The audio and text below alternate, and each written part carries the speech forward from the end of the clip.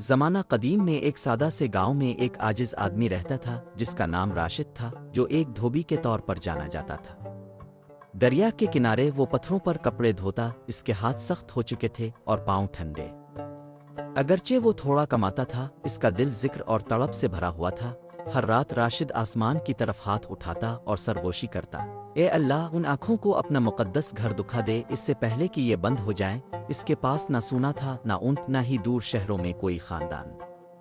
اس کے پاس صرف اس کی امید تھی اور قرآن کی آیات۔ ایک دن مسجد کے قریب ایک پرانے انجیر کے درخت کے نیچے ایک سفید داڑھی والا مسافر اس کے پاس رکا۔ اے بھائی، بوڑھے آدمی نے کہا، اگر تیرا دل اللہ کے گھر کے لیے تڑپتا ہے تو اپنے دل کو سورت الفتح کی طرف موڑ دے۔ فجر کی ہر نماز کے بعد ایمان کے ساتھ اس کی تلاوت کیا کر۔ اس دن سے راشد نے اسے کبھی نہیں چھوڑا۔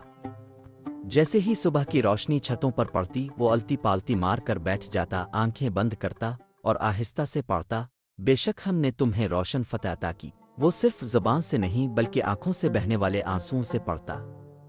وہ سونا شہرت نہیں مانگتا تھا، صرف یہ نعمت مانگتا تھا کہ وہ حاجی بن جائے اور عبادت گزاروں کے ہجوم میں کہے، میں حاضر ہوں اے اللہ، میں حاضر ہوں۔ یہ مہینے گزرے، شاید سال بھی، مگر اس کی آواز کبھی نہ کانپی اور نہ اس کی امید ماند پڑی۔ پھر ایک دن مغرب سے ایک مالدار تاجر گاؤں آیا۔ وہ ایسا نیک آدمی تلاش کر رہا تھا جسے عمرہ کے لیے بھیجا جا سکے، جس کی روپاک ہو اور دعا پوشیدہ ہو۔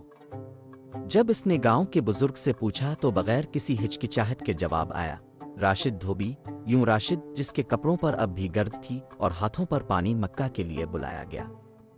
جب اس نے کعبہ دیکھا تو اس کی آنکھوں سے آنسو بہنے لگے، اس کا ماتھا مقدس زمین کو چھونے لگا اور اس کی آواز لرزتی ہوئی پکار اٹھی، میں حاضر ہوں اے اللہ، میں حاضر ہوں۔ اس رات مکہ کے ستاروں کے نیچے راشد نے ایک بار پھر وہی سورت پڑھی جس نے اس کی امید برسوں تک زندہ رکھی، بے شک ہم نے تمہیں روشن فتح عطا کی۔ کوئی انسان اللہ کے فضل سے اتنا غریب نہیں ہوتا اور نہ ہی اس کی رحمت کے لیے بھلا دیا جاتا ہے۔